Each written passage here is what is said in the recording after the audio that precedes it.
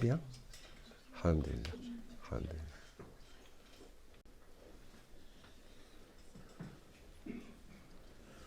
Je te laisse présenter tout ce que tu veux, la maison suffit. Tant qu'à faire. Il y a rien de- Comme tu veux. rien à dire. Comme tu veux. La caméra est- Très bien. Bonsoir à tous. Salam alaikum. Marhaba bikoum. Content de vous retrouver en cette occasion très particulière. Et à ce titre, je remercie Sidi Abdel Hafid, la maison Soufi, avec qui on en parle depuis un petit moment et on partage bien évidemment tous le même respect et la même dette envers René Guénon. Et on s'est dit que ça serait peut-être bien d'initier une fois par an le moment de sa mort, le 7 janvier 1951, au Caire, au petit matin. Et une fois par an, de au moins rappeler et parler de René Guénon, qui était René Guénon, et qui en islam, en terre égyptienne, était Cheikh Abdel Wahid Yahya, et de reparler de lui, de son œuvre, de sa vie, de ce qu'on lui doit, de ce qui est venu après lui, de ce que nous, ou au moins moi, personnellement, je suis aujourd'hui, parce que je pense que je lui dois tout. Et donc, voilà, on va essayer de passer ce moment ensemble ici à la Maison Soufi autour de René Guénon. Et je vais essayer de brasser assez large en appuyant sur 2-3 moments. Donc je reprendrai un petit peu ce que j'avais écrit dans les 2 premiers tomes que j'avais fait, la vie et l'œuvre. Et il y a un 3e tome sur les suites de René Guénon à sa mort. Qu'est-ce qui s'est passé? Puisqu'il a eu, son œuvre a eu un impact majeur sur beaucoup de monde et dans différents domaines. Et qu'est-ce qu'il en a été de cet impact? Et aujourd'hui, dans le cadre où on est, on va essayer de balayer un petit peu tout ça. Mais avant de rappeler quelques grands points de sa vie et de son œuvre, suite à ça, j'aborderai 2 questions qui me tiennent à cœur et qui, je pense, sont essentielles. Une qui se rapporte à la jeunesse de son œuvre, à la volonté d'écrire, du pourquoi il a écrit et pour qui il a écrit. Et on sait qu'il va s'exprimer à différents endroits de son œuvre à ce sujet, où il explique pourquoi et pour qui il écrit. Ce qui fait qu'on comprendra un petit peu mieux aujourd'hui, quand on lit son œuvre, qu'est-ce qu'il attendait de notre lecture. Et il y a une 2e chose sur laquelle je vais insister, puisque j'en ai déjà eu à de multiples reprises la question, c'est le rapport de René Guénon et de la franc-maçonnerie. Très souvent, beaucoup de musulmans comprennent mal Guénon. Et ils voient Guénon comme un musulman, comme si musulman était pour lui un groupe, un club, une organisation, une appartenance, alors que non, pas du tout. Guénon a martelé toute sa vie que l'islam qui était le sien, c'était l'islam du prophète, c'est-à-dire que c'était la résurgence, la restauration, la remanifestation de la tradition primordiale. Et je suis entièrement d'accord avec lui sur le fait que si on n'a pas la conscience, ce qui est un des fondements même de l'œuvre de Guénon, la notion de tradition primordiale, qui souvent est pourtant exprimée clairement dans le Coran, à travers notamment Din al-Qayyim, est quelque chose qui n'est souvent que très mal compris. Or, aborder Guénon sans resituer sa personne, son œuvre, sa mission et sa conscience et son adhésion à la tradition en tant que tradition primordiale, je dirais que c'est ne rien comprendre à Guénon. Et donc, notamment dans le monde musulman, j'ai pu remarquer qu'à de multiples reprises, quand on parlait de Guénon, il y avait plus ou moins une ombre au tableau, c'était les rapports de Guénon et la maçonnerie étant souvent envisagée comme quelque chose de sectaire, de dévié, voire de satanique, voire etc. Et on a du mal à comprendre que Guénon ait pu avoir un rapport soutenu jusqu'à la fin de sa vie avec des milieux maçons. Donc je reviendrai sur cette question-là pour l'éclairer en temps voulu. Alors sinon, aujourd'hui, on est le 7 janvier 2019, Guénon est mort le 7 janvier 1951 au Caire. Il est né en novembre 1886, de mémoire le 15 novembre 1886, à Blois, donc dans la province française, où il va avoir une petite jeunesse tranquille, quelques problèmes de santé. C'est un garçon qui est d'une intelligence surprenante dès tout jeune. Et là, on reste dans le cadre, je dirais, officiel. Il va aller à l'école normale, etc. Puis il va monter à Paris. Il va connaître certains milieux sur lesquels je vais revenir tout de suite après.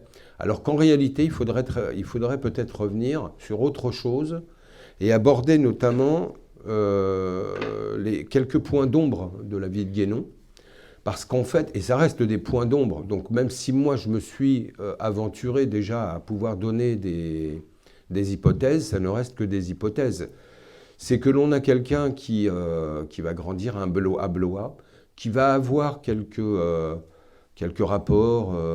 Il a un prof, il y a un abbé aussi, l'abbé Gombault, etc. Il y a certains personnages autour de lui avec lesquels il a un échange intellectuel, mais ce n'est pas suffisant pour se dire qu'est-ce qui a pu être à la base de la formation intellectuelle et spirituelle, puisque je rappelle que pour Guénon, intellectuel et spirituel sont des synonymes.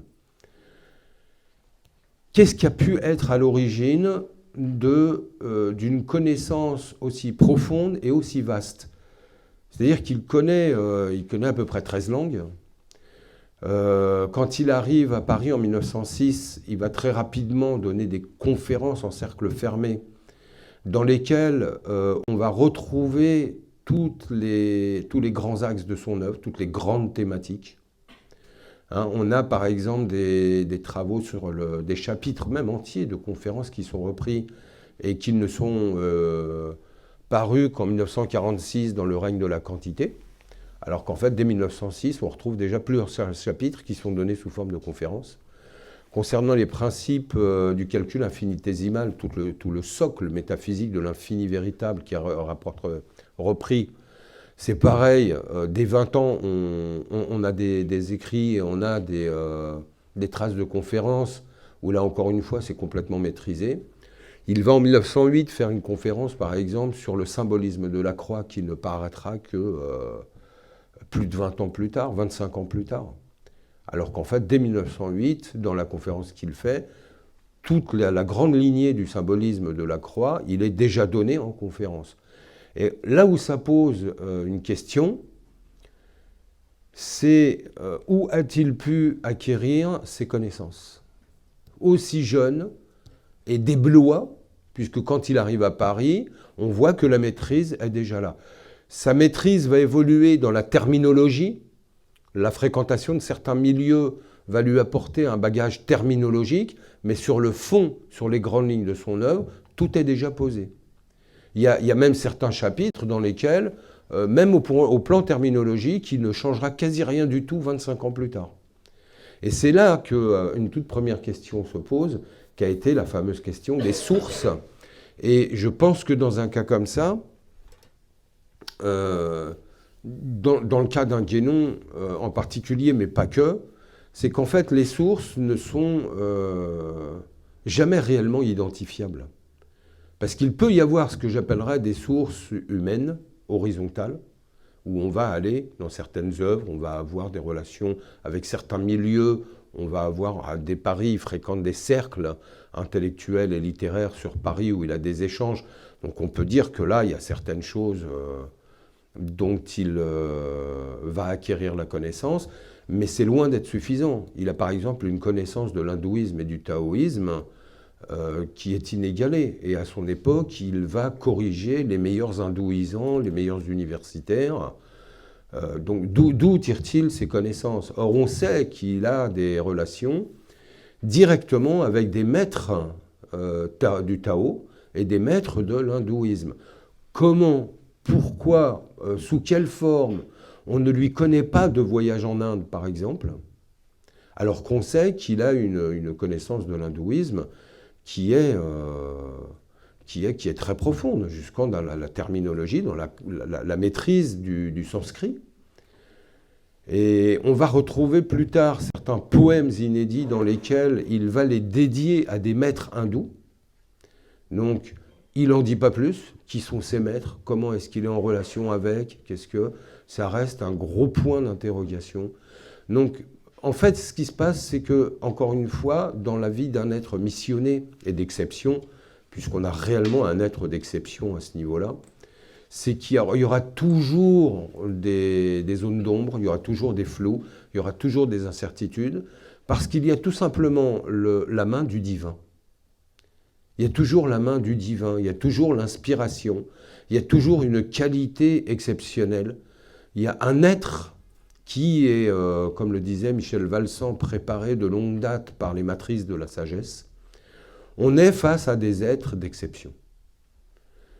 Guénon en fait partie.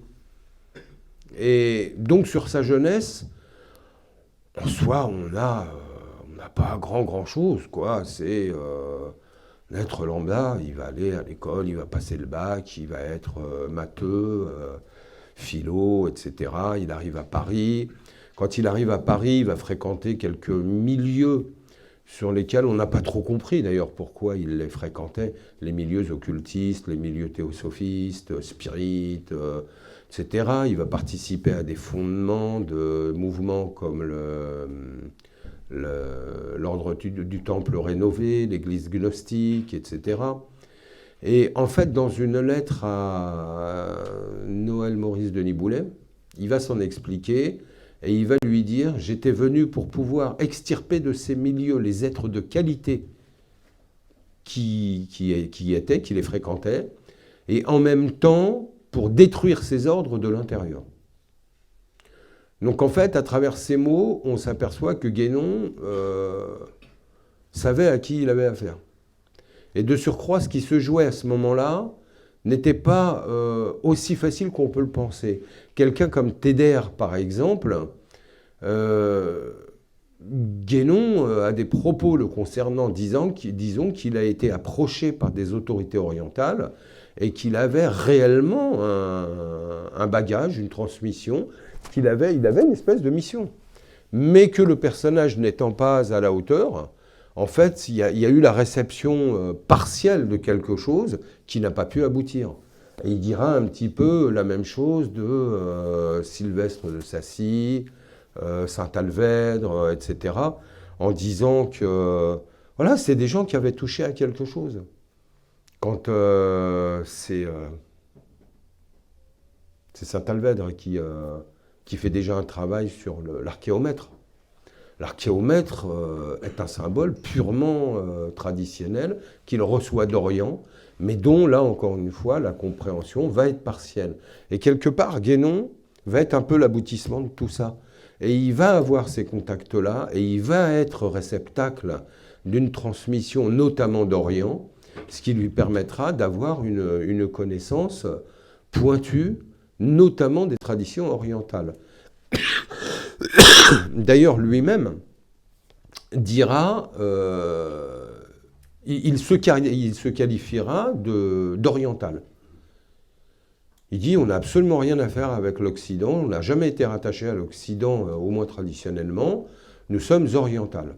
Et effectivement, il a une bien meilleure connaissance des traditions orientales. Et dans les fois où il va s'exprimer, notamment concernant le christianisme, là, il y aura certains auteurs, Borella par exemple, mais pas seulement, qui ne seront pas d'accord avec son approche du christianisme. Alors après, c'était loin d'être évident parce que le christianisme, en réalité, il y a beaucoup de pans sur lesquels on n'a que très peu d'informations. Mais je pense qu'en réalité, Guénon savait exactement de quoi il traitait. Et il en traitait avant tout sous son approche ésotérique et initiatique. Et les critiques qui lui ont été faites sur un autre terrain qui est avant tout celui de l'exotérisme et du dogme chrétien, et puis notamment de l'Église catholique. Mais je pense que c'est plus une question d'incompréhension. Par contre, quant aux traditions orientales, et notamment l'islam, il en avait une connaissance très pointue sur laquelle il n'y avait absolument rien à redire. Et donc, encore une fois, la connaissance qu'il a de l'islam, il ne l'a pas quand il arrive en Égypte, il l'a dès ici, à Paris, en France. Il en a une connaissance et il parle l'arabe. Et il en a une connaissance quand même assez pointue. Donc Guénon va essayer d'initier plusieurs choses. Il va se retirer de tout un ensemble de tentatives qui sont des tentatives de revivification. Déjà, dans les groupes qu'il a fréquentés et dont on parlait, et qui étaient les néo-spiritualismes de l'époque, il va essayer d'en faire sortir tous les êtres qu'il va considérer comme étant de qualité et capables de produire des travaux et des œuvres et de se rattacher à une tradition réellement régulière. Et c'est ce qu'il va faire autour de lui. La plupart des gens qui vont l'accompagner au début, il va les connaître plus ou moins dans ces milieux-là. Faugeron, Gentil, comment ça s'appelle, Champrenault, Prosbiraben, etc. Tout ça, c'est des gens qu'il connaît dans ce cadre-là. Ensuite, on le voit se diriger plus vers des productions d'articles. En 1909, il va livrer son premier article, le Démiurge. Et ensuite, ça sera de manière ininterrompue avec ses premiers livres. Premier livre paru officiellement, donc l'introduction générale à l'étude des doctrines hindoues, qui était en réalité le support d'une présentation d'une thèse de doctorat. Et thèse de doctorat qui, bien sûr, devait conduire à l'enseignement. Et là, encore une fois, on est face à un cas de figure qui est très particulier, parce que sa thèse, elle est bien vue, ça passe plus ou moins, jusqu'au moment où il va vouloir rajouter un chapitre sur les orientalistes et les hindouisants, notamment, où il va les descendre en flammes. Et là... Lévi-Brûle, qui devait présenter les travaux, lui-même ne comprend pas. Il lui dit, mais ça, c'est même plus présentable en l'état. Et effectivement, il va y avoir un refus de la thèse. Et là, encore une fois, je ne pourrais pas vous dire le pourquoi ou le comment. Parce que Guénon est suffisamment intelligent pour savoir ce qu'il fait quand il fait ça. Est-ce qu'il le fait exprès? Je ne sais pas. Je le pense. Pourquoi? Je ne sais pas.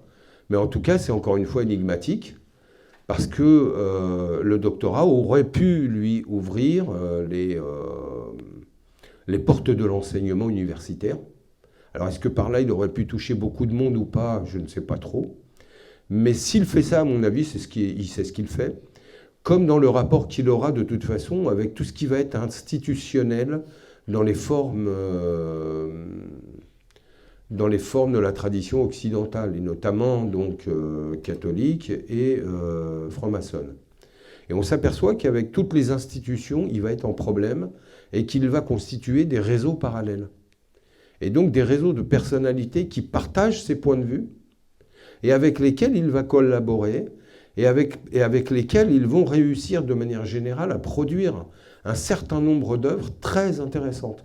Et ça, c'est un point qui est à souligner, puisque souvent, quand on parle de Guénon, on n'envisage que Guénon. Alors qu'en réalité, Guénon est au centre de quelque chose de beaucoup plus large et beaucoup plus vaste.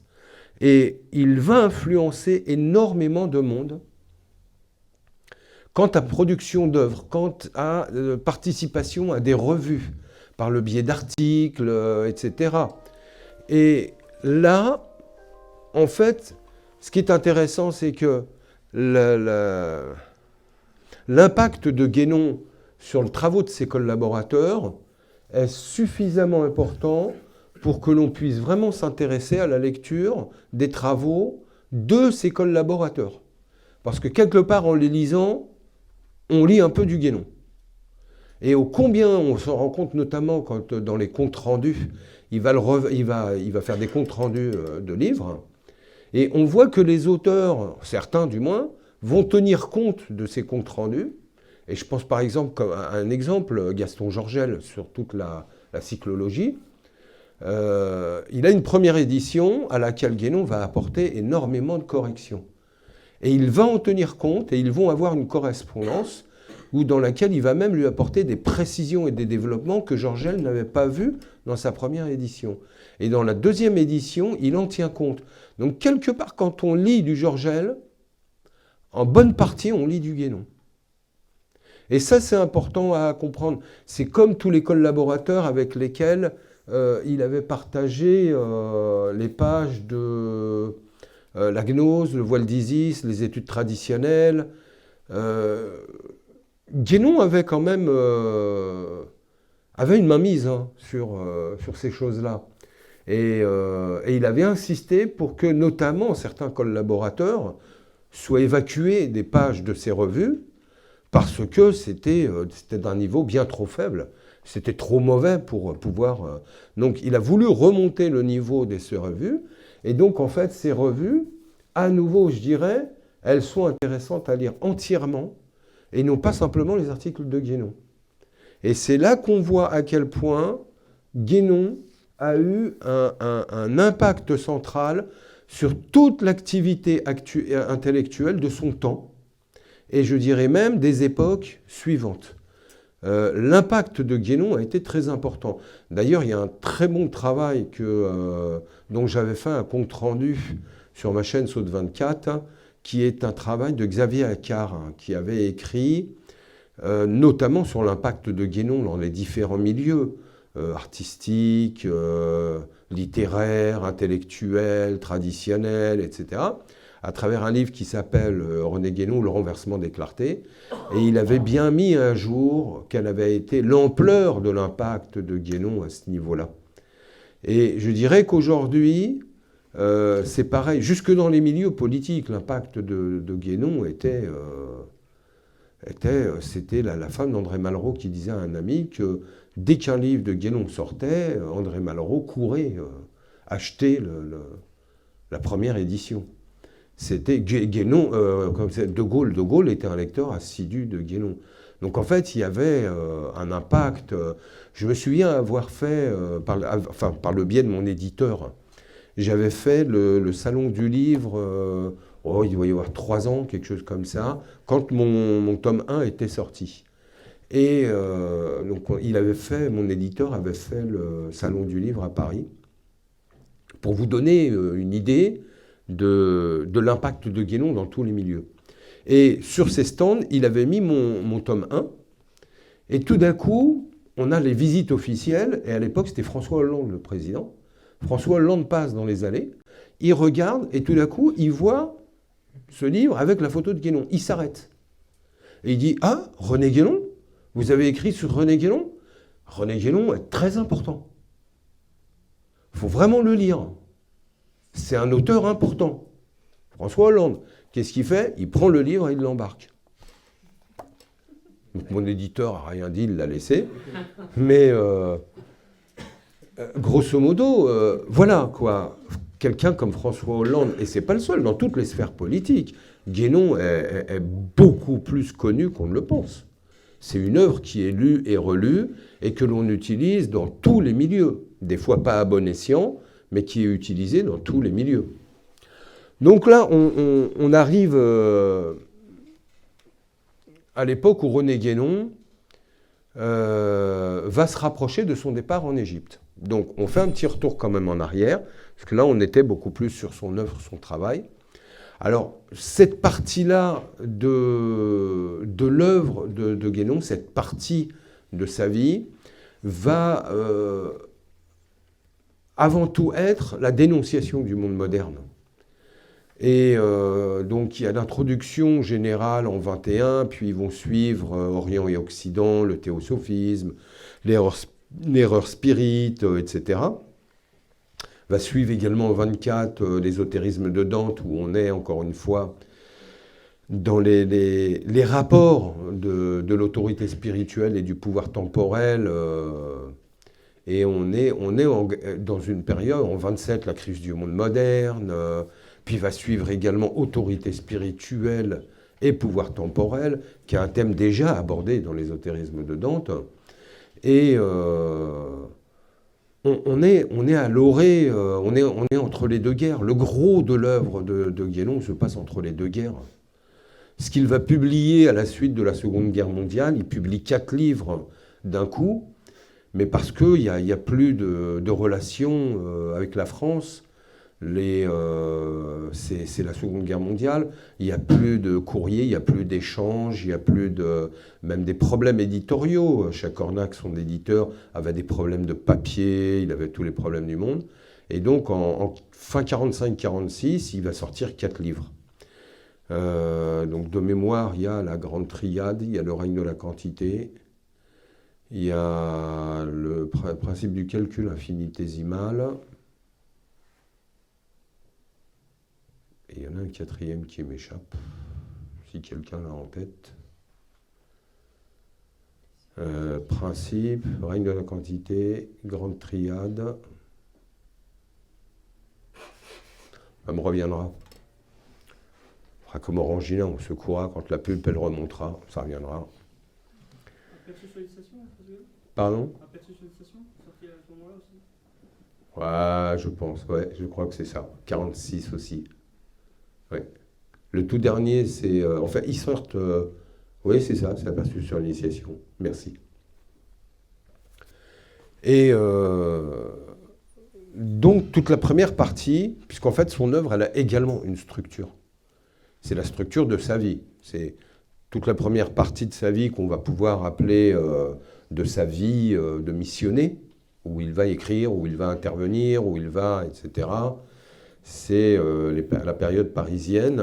Et on est beaucoup justement dans la critique du monde moderne, on est dans la dénonciation, on est dans les domaines, on pourrait dire politiques, pas que parce que des écrits comme l'ésotérisme de Dante et autorité spirituelle ne peuvent absolument pas être réduits à une dimension purement temporelle, politique, où il y a bien évidemment les rapports intérieurs microcosmiques d'ordre initiatique qui sont déjà compris dans ces écrits-là.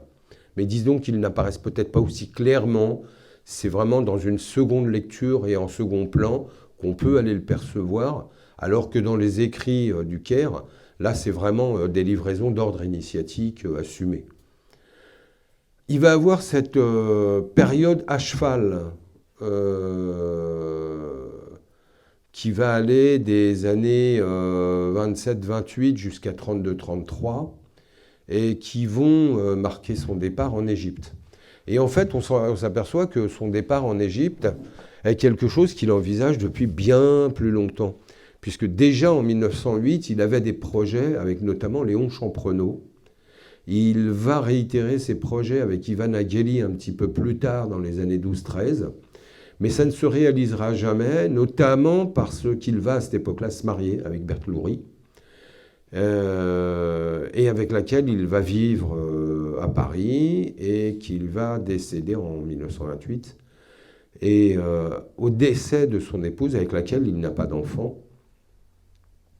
il a une petite nièce qu'on va lui enlever parce que la justice va estimer qu'une nièce qui est devenue une adolescente quand même, de vivre toute seule sous le toit d'un oncle par alliance, vis-à-vis des mœurs de l'époque, ça ne passait pas.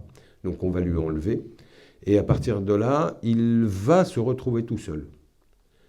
Et disons qu'il n'a plus de charge de famille, il n'a plus d'obligation, et disons qu'il n'a plus de contraintes qui l'obligent à rester à Paris.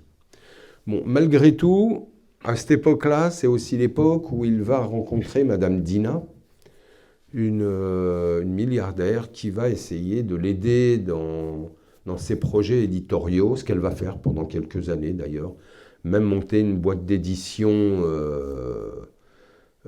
qui était l'Anneau d'Or de mémoire, qui va donner ensuite Vega et qui aujourd'hui est Très Daniel, et qui était avant tout destiné à la publication des œuvres de Guénon, puisque Guénon a eu beaucoup de problèmes dans le domaine éditorial. Tant au début, sa position de critique du monde moderne et d'un retour à la tradition va faire qu'il va être bien vu de certains milieux, je dirais, très à droite, et des milieux très à droite qui vont avoir une conscience de la tradition, mais occidentale, et qui n'accepteront aucunement la position que Guénon va commencer à affirmer assez rapidement, c'est que la tradition occidentale est totalement dégradée, qu'elle a besoin d'un apport oriental pour retrouver sa propre vitalité. Et ça ne va pas du tout être accepté dans ces milieux-là, qui vont lui fermer les portes éditoriales et qui vont lui mettre des bâtons dans les roues, etc. Et en fait, il va devoir trouver d'autres moyens de publication, ce qui au début ne sera pas du tout évident. Et à l'époque où Madame Dina arrive, pour lui, c'est un soulagement. C'est un soulagement. Par le biais de Luc Benoît, un peu plus tard, il va se voir ouvrir les portes de Gallimard, qui était quand même un des plus grands éditeurs français. Mais disons que ces soucis éditoriaux vont durer un certain temps. Du côté de Madame Dina, ça va durer également un certain temps, puisque, outre ses propres travaux, il y avait des projets qui étaient notamment d'aller chercher des écrits des œuvres traditionnelles, et notamment islamiques, dans l'ésotérisme islamique, de façon à les faire traduire et les publier par le biais de cette maison d'édition. Et donc, un voyage va être organisé, et au début, il forme le projet de partir en Égypte pour aller notamment réunir tout un ensemble d'œuvres concernant l'ésotérisme islamique. Et donc, ils partent ensemble, et au départ, ils partent pour un projet de 3 mois. Et assez rapidement, Madame Dina va devoir rentrer, puisqu'elle est invitée à recevoir la Légion d'honneur. Donc elle doit rentrer sur Paris, lui va rester, et au bout de 3 mois, il va l'informer qu'il reste encore 3 mois, et Madame Dina lui assure une subvention, de manière à ce qu'il puisse se consacrer à ses travaux de recherche, et qu'il n'ait pas d'obligation, je dirais, alimentaire, qui l'obligerait à travailler autre part ou autre pour pouvoir subvenir à ses besoins. Donc en fait, elle va quand même lui faciliter pas mal les choses pendant un bon moment. Et ça va durer comme ça un certain temps jusqu'à ce qu'elle se marie. De mémoire, c'était Monsieur Britt. Va se marier avec un certain Britt, hein, qui lui déteste Guénon, qui va tout faire couper, qui va lui arrêter toute subvention. Et donc sans s'étaler sur ce personnage assez sombre, puisque Guénon découvrira par le biais de collaborateurs parisiens qui vont enquêter un peu, qu'il participait à des rites sataniques, etc. Et donc là, on est sur la période égyptienne, et on est en même temps sur une période qui est celle du développement de la dimension métaphysique de l'œuvre de Guénon, puisqu'il est déjà en rapport avec tous les milieux scolastiques, notamment Denis Boulet, dont je parlais tout à l'heure, Maritain, etc., où dès les années 20, 24, 25, il y a des échanges qui sont très riches sur ce thème, sur le thème de la métaphysique. Mais réellement, son œuvre, hormis L'homme et son devenir, qui est publié un peu avant, toute la dimension métaphysique va être livrée à cette période-là de transition. Et notamment quand il arrive au Caire, Madame Dina lui envoie une lettre en lui disant qu'il lui avait promis de enfin se mettre à l'œuvre pour publier le symbolisme de la croix. Et donc là, dans la foulée, il va sortir le symbolisme, les états multiples de l'être.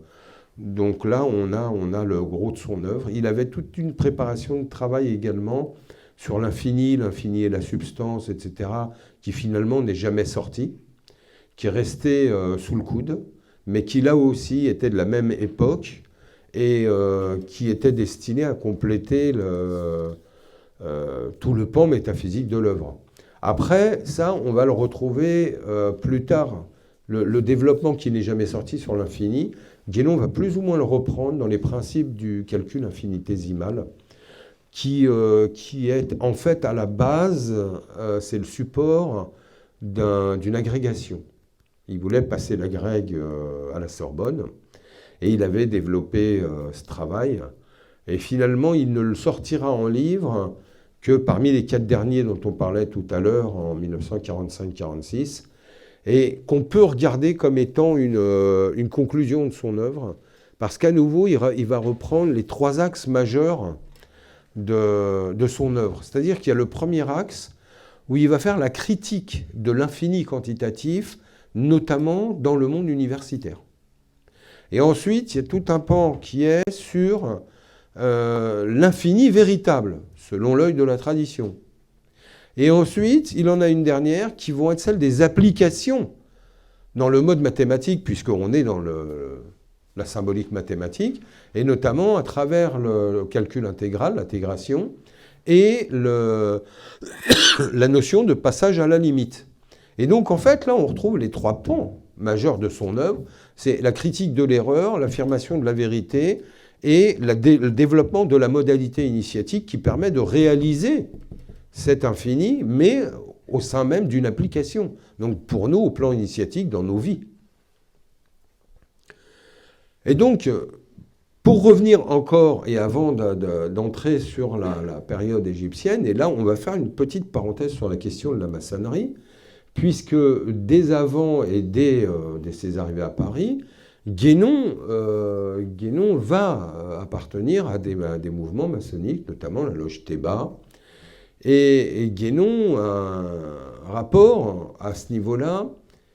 Alors, je ferai tout de suite un rappel, puisque là, encore une fois, notamment dans le public musulman, c'est quelque chose de mal compris. La franc-maçonnerie est une initiation régulière, ancestrale, qui a traversé les âges, qui est sur le support d'un métier, mais c'est une initiation. Qu'il y ait eu des déviations, qu'il y ait eu des dégénérescences, qu'il y ait eu, etc., c'est d'une évidence. Guénon lui-même va les mettre à jour, va les critiquer, etc. Mais là, encore une fois, et je m'adresse avant tout aux musulmans, parce que c'est vraiment quelque chose qui n'est absolument pas compris dans le monde musulman, c'est que s'il y a des dégénérescences et des déviations, c'est pas pour ça que ça n'en fait pas un enseignement initiatique réel. Et que s'il y a des maçons déviés, il y a des maçons qui sont de la toute meilleure qualité, qui sont vraiment des gens d'initiation. Or, en islam, on a exactement la même chose. En islam, des groupements, des organisations, des auteurs, qui se disent initiés, il y en a plein, des déviations, il y en a plein aussi. Mais ce n'est pas pour ça qu'il n'y a pas des choses qui sont très régulières et très correctes dans l'ésotérisme islamique aussi.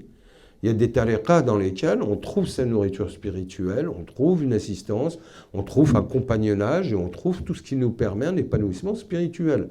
C'est pas pour ça qu'à côté, oui, il y a des groupements déviés, oui, mais en soi, je dirais, ça existe partout. C'est pas propre à la maçonnerie, c'est pas propre à l'islam, c'est pas propre au christianisme. C'est un cas de figure que l'on retrouve partout. Donc cette précision étant faite, on va pouvoir se trouver face à un cas de figure qui justement est assez étonnant. C'est que pendant que Guénon est rattaché à au moins une loge maçonnique, en même temps, avec Clarin de Larive, il va participer à des articles dans une revue qui s'appelle La France anti-maçonnique. Et là, on peut se dire, est-ce qu'il était schizophrène? Est-ce qu'il y avait un problème? Alors qu'en fait, non, pas du tout. C'est que Guénon avait la conscience dont je viens de parler. C'est que la maçonnerie était bien une initiation régulière. Mais qu'il y avait effectivement des manquements, des déviations et des choses qui n'allaient pas. Donc au moment où il écrit dans la France anti-maçonnique, c'est pas contre la maçonnerie. C'est contre ce qui ne va pas dans la maçonnerie. Donc en fait, c'est la dénonciation des déviations, de manière à essayer de leur remettre un petit peu, je dirais, les yeux en face des trous pour leur dire « ressaisissez-vous ». Il y a beaucoup de choses aujourd'hui qui se pratiquent et qui n'ont aucun fondement. Comme de l'autre côté, il y a beaucoup de choses qui ne se pratiquent plus et qui pourtant avaient de l'importance au plan initiatique dans la maçonnerie. Donc voilà pourquoi il est maçon et il écrit contre la maçonnerie enfin, pas contre la maçonnerie, contre les déviances maçonniques. Et là, c'est une des énigmes aussi que beaucoup de gens n'ont pas compris. C'est que Guénon n'a pas été contre la maçonnerie en tant que telle, parce qu'il savait très bien que c'était une initiation régulière. Et j'en veux pour preuve que jusqu'à la fin de sa vie, il va continuer à sa collaboration et ses échanges épistolaires avec certaines personnes comme Marcel Mogy, etc., notamment, entre autres, mais aussi Tourniac, Serval, ou etc., dans lesquels il va les encourager le plus possible, et même les aider dans ce sens-là, à rétablir certaines vérités, certains rituels, à rétablir certaines choses, voire à former des loges qui, elles, soient authentiques, régulières, où il y ait un travail régulier et correct qui se fasse. Et c'est là qu'on va avoir notamment deux loges qui vont se faire en référence à l'œuvre et l'enseignement de René Guénon.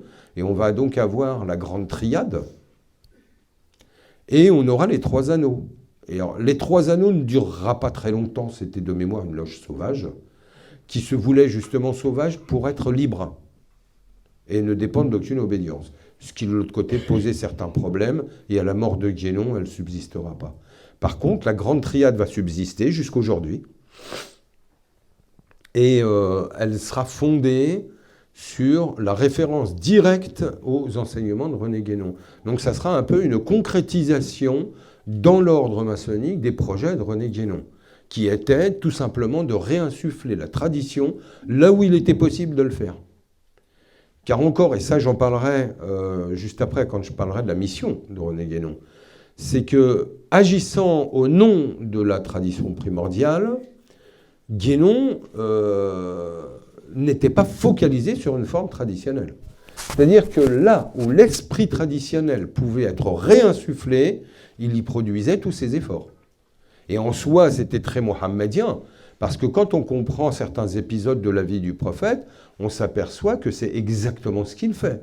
Quand il y a ce qu'on appelle en arabe Fath Mecca, quand le prophète qui a dû s'exiler à Médine va revenir à la Mecque, et qu'il reprend la Mecque aux polythéistes, etc., et qu'il en devient le maître. Qu'est-ce qu'il fait? La première chose qu'il fait. Pardon? Tout à fait, les idoles. Il y en a combien? Et là, je pense qu'on aura un symbole géométrique qui parlera à tout le monde, mais en particulier aux maçons, je pense. Oui? 360. Il casse 360 idoles. Donc on a la Kaaba qui est le centre, et elles sont toutes placées circulairement, et il en casse 360. Or, dans le symbolisme géométrique, et qu'utilise notamment Guénon à de multiples reprises, la notion du cercle et du centre et du rayon, qui permet d'aller de la circonférence au centre. On a là un symbole, on ne peut plus initiatique. Eh bien, les 360 étant les degrés de la circonférence, que fait le prophète quand il vient et puis qu'il fait tomber les 360 idoles? Il rouvre toutes les voies. Il n'ouvre pas une voie. Il ouvre toutes les voies. C'est-à-dire que le mohammedien, par excellence, est l'homme de la primordialité, de la centralité, qui est capable de voir la tradition au-delà de ses formes et là où elle est, et voire même de la revivifier là où elle est, mais dans sa forme. Donc le but n'est pas d'abolir une forme pour se l'approprier, mais au contraire de revivifier une forme dans sa forme, parce que si toutes les formes existent, c'est qu'elles ont une raison d'exister, et que la diversité des formes a tout le temps été faite pour répondre aux différents lieux, temps et mentalités des gens à qui elles étaient adressées. Donc là, encore une fois, ça permet de mieux comprendre le missionnement de Guénon, c'est qu'il n'était pas un convertisseur. Lui, son seul souci, c'était de rétablir la pureté de la tradition, quelle qu'en soit la forme. Donc on arrive sur la période égyptienne, et là il arrive au Caire, et tout de suite il va être contacté, et ils vont monter un petit groupe, et monter une revue qui va s'appeler El Ma'rifa, et qui est l'exacte traduction de la gnose. Donc en fait, il reproduit la revue qu'il avait à Paris, la gnose, au Caire. Mais ça ne va pas durer longtemps, parce qu'à la base, dans les contacts qu'il a, il y a un mécène qui assure financièrement les moyens nécessaires pour que la revue puisse paraître. Et ça ne va pas durer très longtemps, les moyens financiers vont se présenter. Et là, finalement, il y aura une livraison, je crois, que de 7 ou 8 articles. Il n'y aura pas grand-chose. Et là, Guénon au Caire va petit à petit s'installer, parce qu'au début, il reste pour 3 mois, puis pour 6 mois, puis après, il ne sait plus trop, il parle d'1 an. Et puis au bout d'un moment, il ne parle plus de retour du tout. Et du coup, il va au début s'installer dans le quartier de la mosquée Sayyidina al-Hussein, qui est juste en face d'El Azhar. Et il va fréquenter ce quartier, qui est le quartier traditionnel, historique, fatimide, mamelouk, où se trouve le cœur même de l'enseignement traditionnel du Caire. La plupart des chouyours sont situés dans ces quartiers-là. Et il va établir des contacts assez rapides, avec notamment Sidi Mohammed Ibrahim, qui va devenir son beau-père, et avec lequel ils vont se rencontrer tous les matins au Fajr, à la prière de l'aube, à la mosquée de Sayyidina al-Hussein. Et petit à petit, il était à l'hôtel, et dans le bâtiment va se libérer un logement. Donc, son beau-père va lui proposer, s'il ne veut pas saisir l'occasion, ce qu'il va faire. Donc, il va s'installer à quelque part d'El Azhar dans un logement. Et finalement, à force d'être invité chez son ami, il va finir par connaître toute la famille. Et il va épouser une des filles, Hagga Fatma. Il va l'épouser. Et donc, ils vont rester un petit moment là-bas, jusqu'à la période où ils vont acheter un premier bien dans le quartier de Dourqi, qui est à 7-8 km d'El Azhar à peu près, de l'autre côté du Nil. Et ils vont vivre dans un des appartements et louer les autres appartements pour avoir un revenu financier et pouvoir vivre dessus. Quelque temps après, ils vont acheter un terrain dans ce quartier où à l'époque ça coûtait rien parce qu'il n'y avait personne. À l'époque de Guénon, au Caire, quand il arrive, il y a à peu près 800 000 habitants. Aujourd'hui, il y en a 25 millions. Pour vous donner le décalage. Et quand il achète à Dourqi le terrain, dans une des lettres, Guénon, par exemple, va expliquer que du terrain qu'il vient d'acheter pour construire la maison, il voit les pyramides. Les pyramides qui sont à 30 km. C'est-à-dire qu'il n'y avait rien. Il y avait quelques palmeraies, des champs, des choses comme ça. Il n'y avait rien. Alors qu'aujourd'hui, même au-delà des pyramides, aujourd'hui, on ne voit pas à 10 mètres. Il y a des bâtisses partout, partout, partout, partout. Il y a un peuple pas possible. Et c'est là qu'on voit le changement de vie entre-temps. Donc, ils vont construire une maison, s'y installer, et c'est la maison dans laquelle il va passer le reste de ses jours. Il va mourir dans cette maison. Ses enfants, aujourd'hui, pour la plupart, sont installés dans cette maison aussi. Son bureau, ses œuvres, son travail, sa bibliothèque, tout est encore là-bas. Et c'est de là qu'il va donc produire le reste de son œuvre, en laissant finalement, puisqu'avec Madame Dina, le projet même de boîte d'édition plus ou moins capoté, quoiqu'il va en éditer quelques-uns quand même par ce biais-là. Mais bon, il n'y a plus de suivi non plus de ce côté-là. Donc il va se consacrer à nouveau à son œuvre, ses articles, ses livres. Et là, toute cette période de vie va avant tout être destinée, je le répète, aux articles, aux chapitres, aux livres d'ordre initiatique. On peut faire l'exception des principes du calcul infinitésimal, dans le sens où, je vous le dis, ce livre, on peut le regarder comme une conclusion de son œuvre, puisqu'il en reprend les 3 plans, les trois axes majeurs. Et par contre, pour le reste, voilà, que ce soit Grande Triade, etc., aperçu sur l'initiation, règne de la quantité, il y a une portée doctrinale et initiatique qui est très évidente. Il va ensuite produire tout un ensemble d'articles pour certaines revues qui, de son vivant, ne seront jamais repris en livre.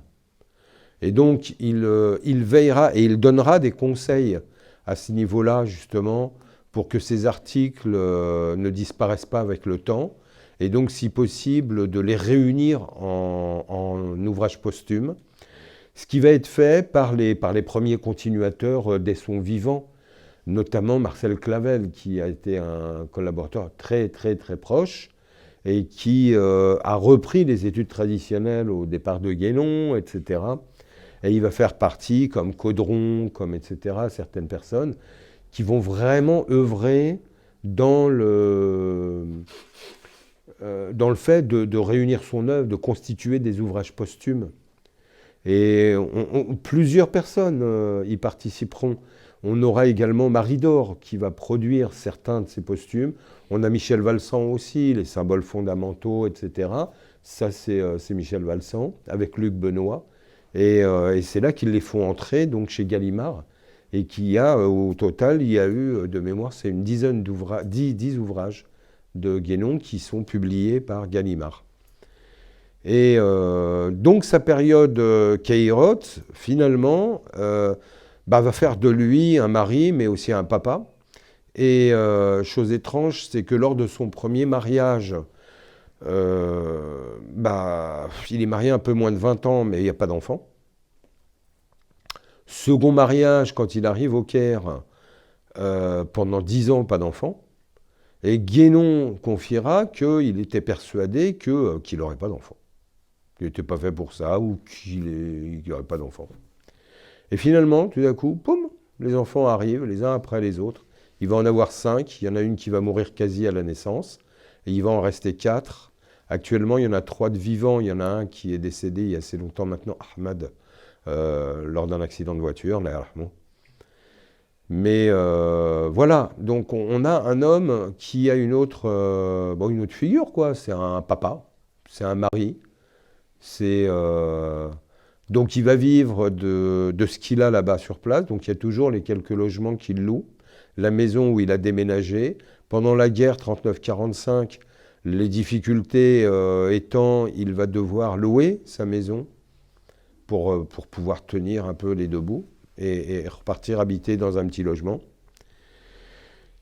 Et son œuvre va continuer au fil de ces années et va en même temps être accompagnée de la production d'une correspondance de plus en plus importante, parce que son œuvre a un impact grandissant, et un impact sur plusieurs couches de société, mais surtout sur plusieurs types de lecteurs, occidentaux notamment, ce qui va produire un changement dans la société occidentale même.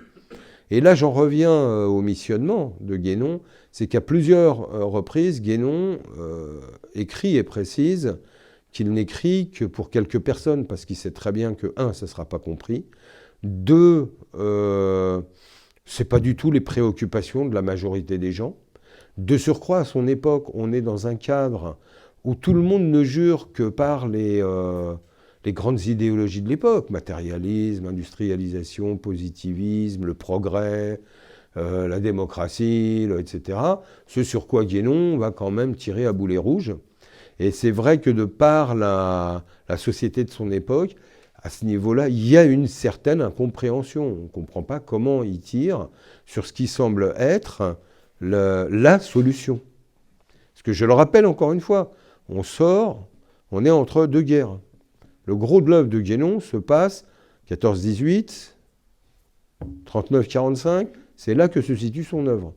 Or, il faut se remettre l'idée en tête, c'est qu'on est dans des périodes de guerre ou d'entre-deux-guerres.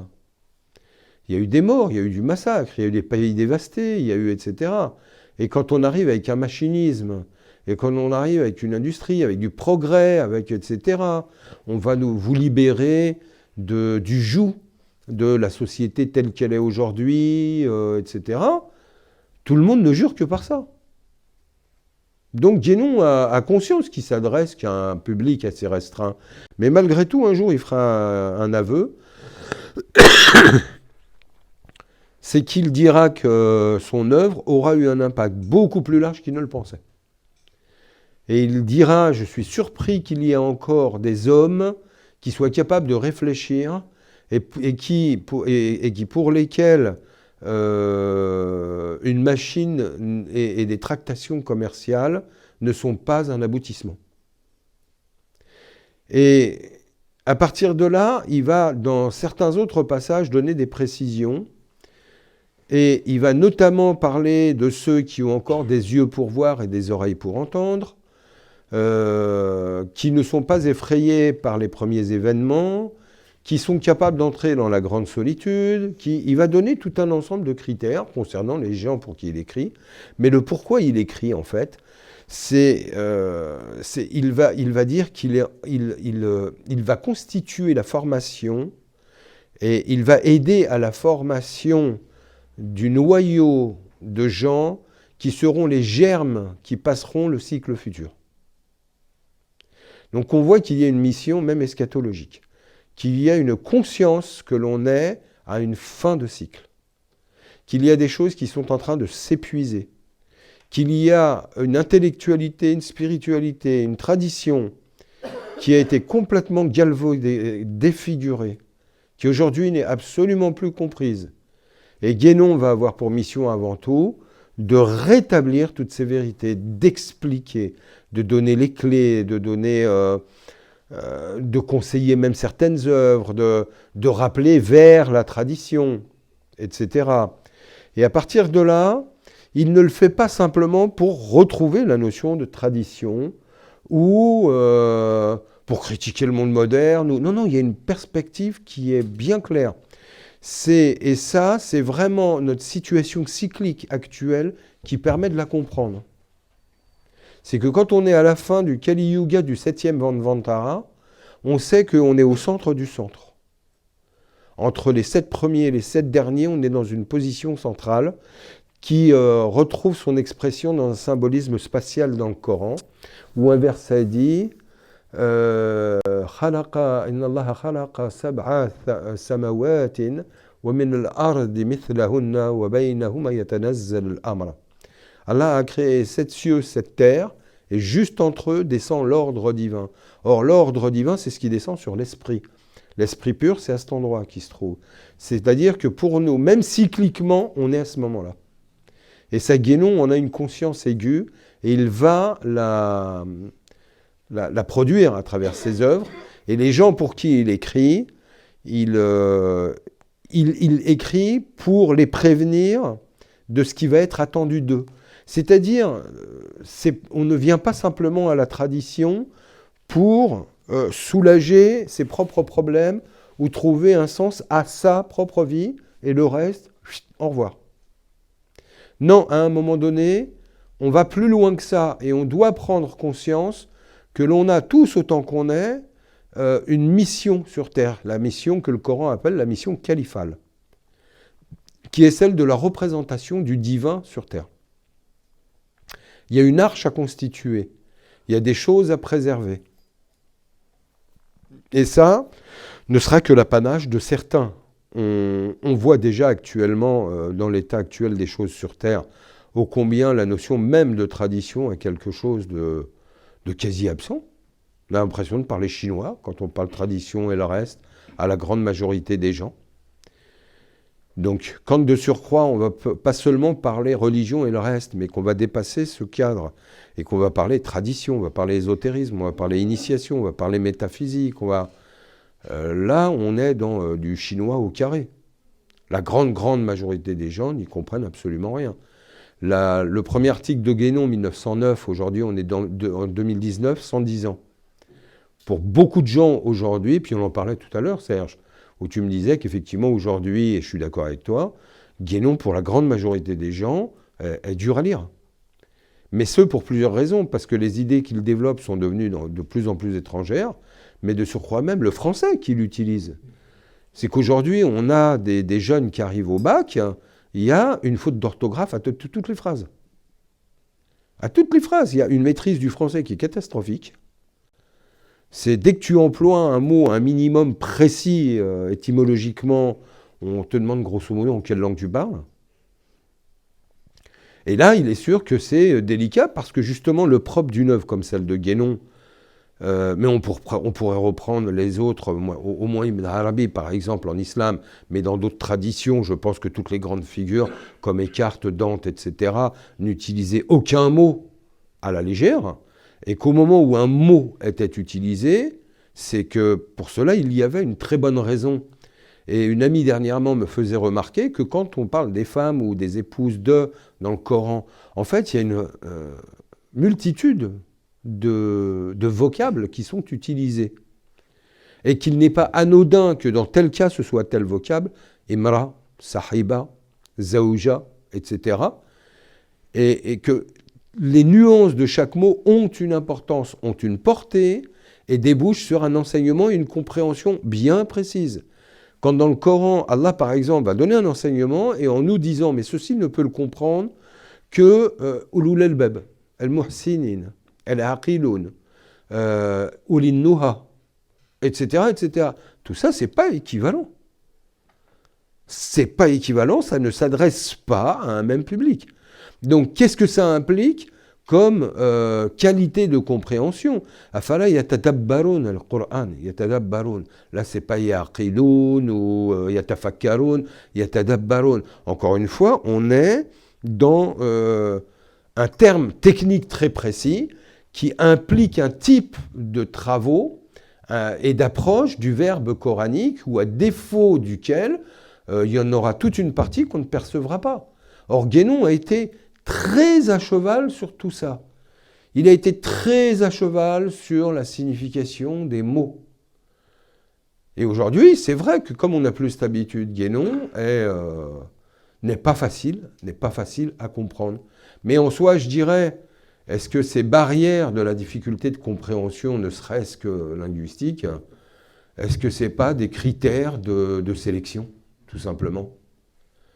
Guénon a pesté combien de fois contre la vulgarisation en disant que ce n'est pas parce qu'on abaissait et qu'on vulgarisait, qu'on galvaudait un enseignement qu'on le rendait plus accessible. C'est au moment où on ne transmet plus l'enseignement en tant que tel, après on peut changer de formulation, on peut rendre accessible, mais de galvauder, de vulgariser, de tronquer par le haut un enseignement, en soi ça ne sert à rien du tout. Donc oui, Guénon, comme la tradition, ne seront jamais accessibles à une grande majorité. Jamais. Et c'est là encore une fois, en islam, un des messages que je retrouve souvent, c'est que, mais non, le Coran, il est là pour tout le monde. Non, il n'est pas là pour tout le monde. Il n'est pas là pour tout le monde. Quand il nous dit « Hudan lil muttaqin », c'est une voie de guidance pour les muttaqin, les gens centrés, il n'est pas pour tout le monde. Quand Abraham, dans le Coran, il dit « Waj'alna lil muttaqina imama », il ne dit pas « Waj'alna lin nas ». Il dit « Fais de nous des guides pour les gens centrés » et il ne dit pas « Fais de nous des guides pour tout le monde ». Donc oui, il y a des critères de sélection, oui, il y a des qualifications à avoir, et ça, Guénon, je les ai beaucoup repris en retour, justement, de par les conceptions égalitaires du monde moderne, alors qu'en réalité, l'égalité n'existe pas, on a tous des différences. On dit quelque chose, là je suis en train de vous parler ce soir, chacun va en repartir avec quelque chose de différent, qui sera ce qu'il aura reçu par son propre prisme personnel. Et vous n'aurez pas tous reçu la même chose, parce que vous n'êtes pas tous les mêmes, vous venez pas tous des horizons, vous n'avez pas tous les mêmes perspectives, et qu'à partir de là, non, il n'y a pas d'égalité, on n'est pas des clones, l'uniformité n'a aucun sens. Et ça, Guénon va insister. Mais encore une fois, aujourd'hui, d'aller se battre contre des postulats tels que l'égalité, etc., tout est ouvert à tout le monde. Aujourd'hui, c'est des choses qu'on a tellement ancrées profond dans les gens que c'est plus compris. Quand vous dites ça, on vous regarde bizarrement et on vous dit que vous avez un problème. Et je le vois moi-même dans les milieux musulmans, ô combien on va nous essayer de nous persuader que l'islam c'est absolument le même pour tout le monde et qu'il n'y a aucune différence en quoi que ce soit, en quoi. Donc oui, Guénon, oui, une œuvre salvatrice. Une œuvre salvatrice, moi personnellement je lui dois tout. Je ne pourrais que la recommander. Elle n'est pas évidente à lire. Si j'ai fait cet tome-là, c'est avant tout pour essayer de la rendre accessible, au moins sur les grandes thématiques, les grands axes, etc. Mais en soi, je dirais, sinon, voilà, dans votre entourage, contactez des gens qui ont déjà lu ou qui connaissent cette œuvre. J'en vois déjà dans la salle qui connaissent bien cette œuvre aussi. Moi, je ne l'ai pas comprise tout seul. Hein. J'ai eu aussi recours à des aînés, à des générations avant moi qui m'ont ouvert un peu les yeux sur pas mal de choses. C'est une œuvre qui s'ouvre que doucement, mais encore une fois, c'est à l'image de la tradition. Ça ne se livre pas tout de suite. Mais c'est une œuvre salvatrice, c'est l'œuvre de notre époque, c'est l'œuvre du changement de cycle, c'est l'œuvre de l'élu, si je peux me permettre, même si pour certains ça peut être fort, c'est vraiment l'œuvre de l'élu. C'est une œuvre dans laquelle, quand on prend le temps d'y entrer en profondeur, de bien la lire, de bien la réfléchir, de bien la comprendre, tout ce qu'on a besoin d'y trouver est noir sur blanc. Et franchement, c'est une œuvre sans égal. Sans égal. Moi, je n'ai pas trouvé d'égal à cette œuvre-là. Elle est tout à fait unique. Tout ce qui est venu par la suite dans les écoles traditionnalistes, quelles qu'en soient les différentes figures, parce que les suites de Guénon, il y en a eu dans un peu tous les domaines. Hein. Il y en a qui, de l'œuvre de Guénon, ont retrouvé leur christianisme d'origine. Il y en a qui sont passés à l'islam. Il y en a où ça a été la franc-maçonnerie. Il y en a où ça a été l'hindouisme. J'ai un ami d'ailleurs qui, de temps en temps, publie, Gabin, qui m'a envoyé un mot là. Il est à Arunachala, tiens, chez Sri Ramana Maharshi. Voilà, il y a eu un petit peu... le principal, je pense, de l'influence, elle va être répartie entre les trois tendances qui sont le plus présentes ici. C'est vrai que les vocations vers l'hindouisme, le bouddhisme et le reste seront beaucoup moins nombreuses quand même.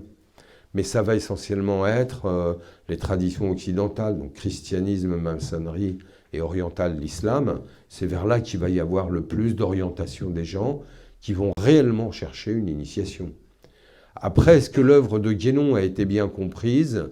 C'est délicat, j'allais dire je pense pas, c'est pas vraiment vrai. Disons qu'en fait, il faudrait resituer, ça sera le but de mon tome 3. C'est qu'en fait, Guénon arrive et va écrire dans une époque où la notion de tradition a tellement été galvaudée que même les gens qualifiés s'en font une fausse image. Donc il y a un travail, quand il parle de Dante comme étant le testament spirituel de l'Occident, Dante de mémoire 13e siècle, Cierge, tu connais ça bien mieux que moi. 14e, 1300, 1300-1314, d'accord, donc 14e siècle. Donc on a 7 siècles déjà derrière nous, presque 8. S'il y a eu un espèce de no man's land pendant presque 7-8 siècles, c'est pas qu'il n'y ait pas eu des grands noms et des œuvres qui ont parsemé, mais qui ont été tellement rares et voire peu connus que ça a été un petit peu une longue traversée du désert. Et avec Guénon, on est à la sortie de ce désert. Et là, on a une œuvre majeure qui vient pour réancrer fortement la notion de tradition primordiale et en même temps la notion de tradition à travers toutes ses formes. Et il va avoir un influx sur quasiment toutes les formes majeures de la tradition. On voit qu'il maîtrisait très bien, par exemple, la tradition grecque, etc. Donc, dans tous les domaines, il va revenir mettre la structure, mettre de l'ordre, etc. Et tout ce qui va venir après, des travaux très intéressants vont être faits. Donc, il ne faut surtout pas cracher dans la soupe. Il y a eu des gens de très bonne qualité, mais je pense qu'il y a eu quand même aussi certaines incompréhensions de l'œuvre de Guénon et de la tradition en tant que telle encore. Pour ça qu'il y a eu beaucoup de divergences, qu'il y a eu beaucoup d'opposition, il y a eu beaucoup d'exclusivisme, il y a eu beaucoup de prétentions injustifiées, il y a eu beaucoup d'excommunications, enfin, on a eu le droit à la totale. Et je dirais qu'aujourd'hui, ce que j'espère, c'est qu'on est en train de passer à une ère où tout ça, ça sera mûri et que c'est dans justement une concorde et un rapprochement qui a un enrichissement mutuel et que l'on arrive les uns et les autres à une meilleure compréhension de la tradition dans le simple fait de nous rencontrer et d'échanger à cœur ouvert, mais sans intention de se prendre pour meilleur que, etc., quoi. Et ça, pourtant, Guénon l'a scandé, Guénon l'a écrit, Je pense qu'on a encore, nous, aujourd'hui, tous ceux qui aspirent réellement à une initiation, on a encore besoin de lâcher un peu le biberon et de grandir, quoi, tout simplement. Il faut prendre de la maturité, il faut prendre en compte et en conscience pour chacun de nous qui nous sommes. Qu'est-ce qu'on fait sur cette terre? Je me souviens de Guénon dans un petit écrit de jeunesse, L'autre monde. Il parlait de ses premiers moments de rapport direct avec l'esprit, qui va être l'esprit universel, qui va être la Haqqa Muhammadiyya pour nous en islam, et qui va être le Christ Logos, qui va être toute cette figure qui est l'esprit universel. Et il répétait que inlassablement, les 3 questions qui le taraudaient, c'était d'où viens-je, qui suis-je et où vais-je? Qui sont les questions de tout être humain normalement constitué, de se dire, mais qui suis-je? Qu'est-ce que je fous sur cette terre? Pourquoi un certain temps? Pourquoi on doit la quitter? Pourquoi ci? Pourquoi ça? Et là, on entre tout de suite dans une quête de sens, une quête où on a besoin de réponses. Et il exprime très très bien, justement. Je vais essayer de retrouver les mots, parce que je les avais repris sur une page Facebook où je suis quasiment plus jamais. Mais à l'occasion de l'anniversaire de Guénon, j'avais retrouvé ces passages et je m'étais dit, tiens, il faut que je les partage parce qu'ils sont vraiment magnifiques. Et je pense que ça répondra également à une des questions qu'on abordait tout à l'heure, sur ses sources. Et on verra que Guénon avait des sources verticales directement par le haut. Bon, alors je vous dis ça, il faut que je les retrouve. Hein. Alors... Voilà, je l'ai. Très bien, magnifique. Qu'est-ce que j'ai du mal à trouver ce que je cherche? Et mes clés, mes lunettes, mes trucs. Je sors, il faut que je fasse 10 km en voiture pour que je m'aperçoive que c'est pas le pare-brise qui est sale, c'est que c'est moi qui n'ai pas mes lunettes. C'est, oh là là, qu'est-ce que c'est fatigant. Donc dans un écrit de jeunesse, Frontières de l'autre monde, il écrit « Il n'est pas plus troublante énigme pour l'homme que l'homme lui-même. Errant à travers les rues bruyantes et animées de Paris, ce mystère se formulait pour moi en une triple et formidable interrogation qu'il me semblait avoir entrevue jadis, mais sans pouvoir préciser ce souvenir. D'où viens-je? Que suis-je? Où vais-je? Le monde extérieur était presque effacé pour moi, et je ne voyais plus que 3 immenses points d'interrogation. Alors là, c'est intéressant parce que même au plan initiatique, on s'aperçoit de quoi? Que c'était devenu une focalisation. C'était devenu un moyen de concentration. Or, à de multiples reprises, dans ses écrits sur l'initiation, Guénon rapportera que le cœur et la raison d'être de tout rite, c'est la concentration. Alors, l'homme vient de Dieu. Il est un Dieu tombé et il retourne à Dieu. Qui avait murmuré ces paroles à mes oreilles? Je me retournai et ne vis personne. Ce n'était pourtant pas une voix intérieure que j'avais entendue, et bien qu'absorbé dans mes pensées, je n'étais ni endormi ni halluciné. Et alors, connaissant pas assez malheureusement les autres formes traditionnelles, mais je sais que pour nous, et Abdelhafid, je pense que tu as fait aussi le rapport direct avec le prophète quand il reçoit le Verbe, c'est que la révélation est tellement forte que cette voix qui vient de son tréfonds, elle lui semble tellement étrangère qu'il est persuadé que c'est une voix extérieure. Et le prophète, salam, raconte que quand il marchait et qu'il recevait en même temps le Verbe, il se retournait pour chercher qui lui parlait. Et il criait, il disait « Mais qui est là? Qui est là ?» Et il y avait l'ange Gabriel qui lui criait « Oh Mohammed, tu es l'envoyé d'Allah, innaka rasulullah. » Et il se retournait, il disait « Qui a dit ça? Qui a dit ça ?»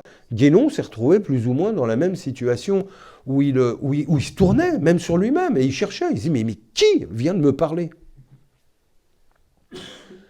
Le Sphinx t'a posé sa triple énigme. Et, nouvelle Oedipe, il te faut triompher de lui. C'était la même voix qui avait encore parlé. Donc c'est la même voix qui vient lui dire, le Sphinx, d'ailleurs ça va être une de ses signatures, le Sphinx.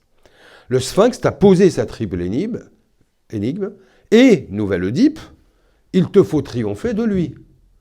Et là encore, je mets le bémol sur le fameux mythe d'Oedipe, qui a été trafiqué avec les âges. c'est plus trop celui qu'on connaît aujourd'hui que la psychologie a dénaturé, qui avait lui aussi une portée tout à fait initiatique évidente. Et donc là, il dit, c'était la même voix qui avait encore parlé. Je me retournais de nouveau, mais il n'y avait personne, derrière moi, ni à côté de moi, ou du moins aucun être visible. Aussi étais-je profondément troublé. Rentré chez moi, je ne pus dormir de la nuit. Je devais résoudre l'énigme du sphinx. Mais comment le pourrais-je, par mes seules forces, moi qui ne savais presque rien? L'aide ne fait jamais défaut aux hommes de bonne volonté. La même voix avait encore parlé. Et cette fois chez moi, où pourtant j'étais seul.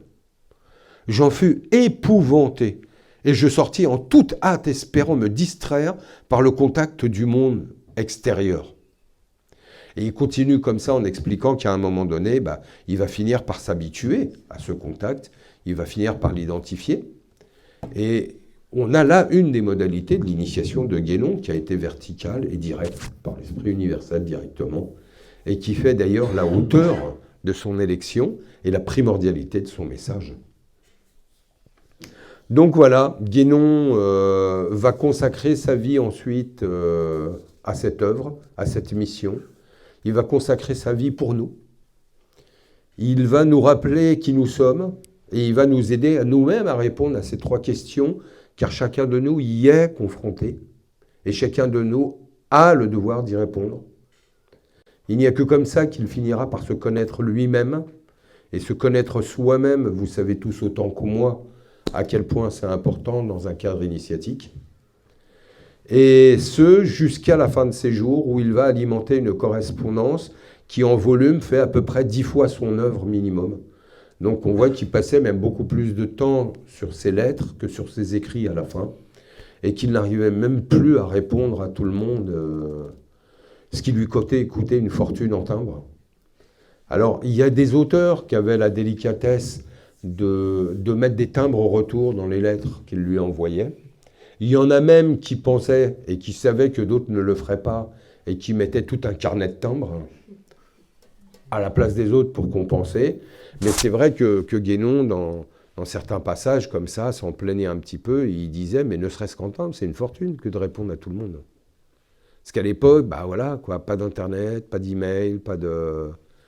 C'est tout un ensemble de difficultés qui furent les siennes et qui, malgré tout, lui ont permis de produire son œuvre, œuvre et mission pour laquelle, au début, je le rappelle, il part tout seul. Hein. Il part tout seul. Dans les rangs, il n'y a personne. Hein. Il prend son cheval, son armure, son bouclier, son épée, et il part tout seul. Hein.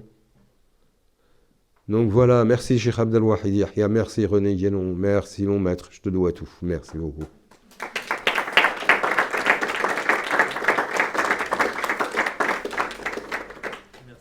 Merci beaucoup Sylvain pour cette conférence passionnante. Et la petite histoire des timbres me fait penser à quelque chose. On a fait la conférence gratuite, mais il y a une petite boîte si vous voulez aider la maison civile, parce qu'elle a un loyer aussi. Loyer, de l'électricité, de l'eau, du chauffage. Ça va, et puis maintenant on va passer aux questions, si tu es d'accord, s'il y a des questions. Alors j'ai emmené aussi quelques-uns des livres qui sont sur la table derrière pour ceux qui ne les ont pas encore ou qui les voudraient. Et Sylvain se fera un plaisir de les dédicacer si vous le souhaitez. Avec grand plaisir, ça sera 1 € de plus, c'est tout. Alors, on va quand même se souvenir dans quel monde on vit. Non, c'est une plaisanterie, bien sûr. Oui.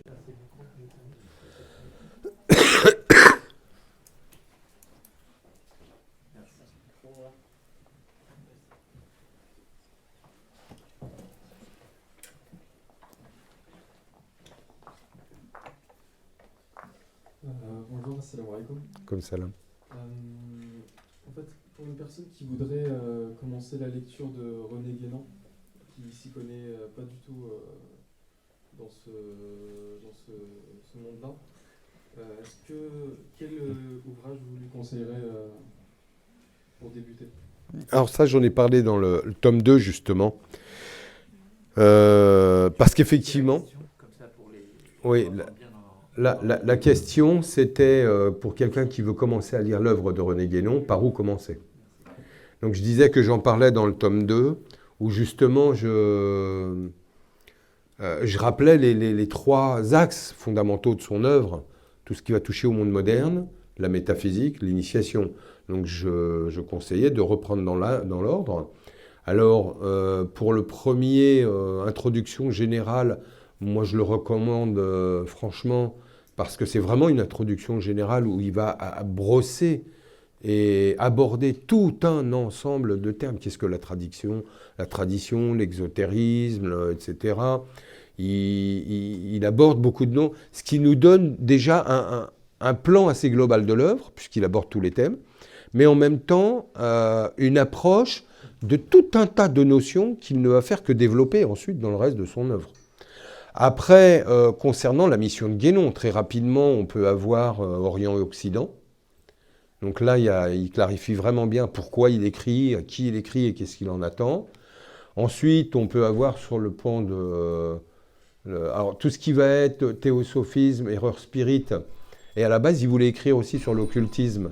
Mais comme l'avait fait Clavel, il s'était abstenu au final, il s'était dit, puisqu'il l'avait même conseillé dans ce sens-là, et il s'était dit, autant lire ce qu'avait fait Clavel, ce qui lui évitait, lui, de refaire un travail dans ce sens-là. Mais en soi, ces livres, ils ont un caractère historique, presque un peu rébarbatif.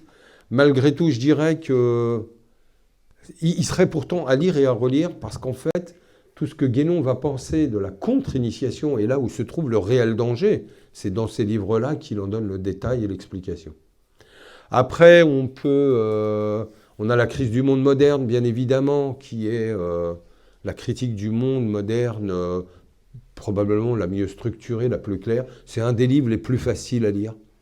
Et ça, j'insiste dessus, parce que souvent, pour quelqu'un, quand il arrive dans la lecture de Guénon, surtout pas commencer par des livres difficiles. Moi, une fois, j'ai une dame dans une conférence à Paris qui vient puis qui me dit « Ah, vous m'avez réconcilié avec Guénon parce que j'avais essayé de le lire.